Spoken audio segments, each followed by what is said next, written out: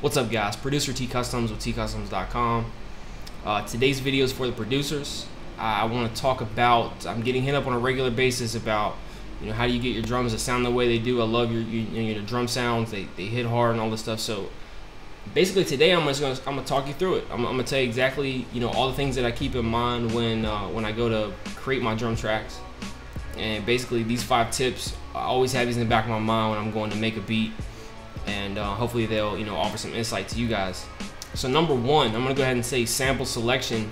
Your drum sample selection is key. If you don't have a quality foundation of samples to work with from the beginning, it's gonna be very hard. As the beat goes on, yes, you can do processing, you can tweak, you can EQ, you can do all these things, but it makes it a lot harder when you don't start with quality stuff to begin with. I know depending on what kind of beat you're making, you may be using 808 kits, you may be using drum breaks from records, and you may be getting your drum samples from a variety of places. But at the end of the day, you just want to make sure that you've got a good ear for what quality drum sounds are, and make sure that you're picking quality sounds to begin with. All right, so my number 2 tip for to beef up and get your drums to bang is layering. And for those of you who don't know what layering is, that's taking multiple drum samples, stacking them on top of each other, such that you create a brand new sound. So for instance, you could take a snare and a clap, you could sample something from a record, you could take something from a stock kit, you stack these sounds, and then you end up creating a brand new sound from layering. Now to kind of extend on that, varying the velocities of those sounds. So say you have 3 distinct sounds that you're gonna layer. You got two snares and you got a clap. Well, don't necessarily just layer them all with the exact same velocity. Maybe one snare, has a lot of the sound that you really want. You just kind of want these other sounds to kind of fill in.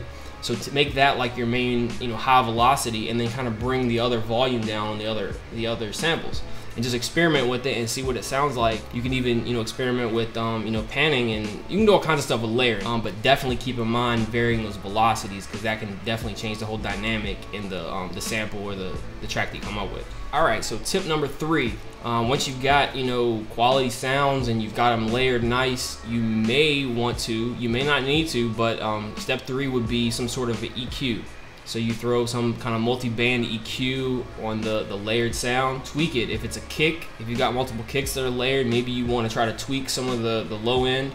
In one of my previous videos, I was showing, one of the kicks I was using had a lot of 808, a lot of sub bass in it, but I didn't want as much. I like the main sound of the kick, but I didn't want all the sub bass in it. So I took an EQ and just kind of filtered out some of that. The snares, you can always heighten, I like to heighten a lot of the higher end frequency to give it a little brightness. Yeah, it's definitely something, EQ is definitely something you want to keep in mind. It may not always be something you need to apply, but just something to think about. All right, so tip number 4 for your drum tracks would be parallel compression, also known as New York style compression. Now, if you want like an in-depth, description of what it is, you can look it up. I'll just go ahead and summarize it real quick. Basically, with parallel compression, for instance, say I wanted to take my snare, so I have my main snare that hits, and then I also have it routed, that same snare, I have it routed to another track, right? So at this point, what you do is you take the second track that you're routing, and you throw a compressor on. So I've got my main snare, and then I've got a super compressed snare that runs in parallel to that. So what that does for your kick and snare specifically is it just cuts them through the mix a lot more. It makes the snare snap if you do it right. Again, it's more on a trial and error, and just I would just say do some research and just kind of experiment with it. But you definitely want to at least try out some parallel compression and see how it can change the dynamic of your drum tracks. And so my tip number 5 is the mastering and compression of your drums. And so like when you go for your final mix and you've got all your drums and they sound right in the mix, just to make sure really that you don't over compress the final mastering phase. And I talked about this in one of my previous tutorials where I was using isotope ozone, and then there's a setting that allows the track to have more dynamic when you, instead of squashing it down.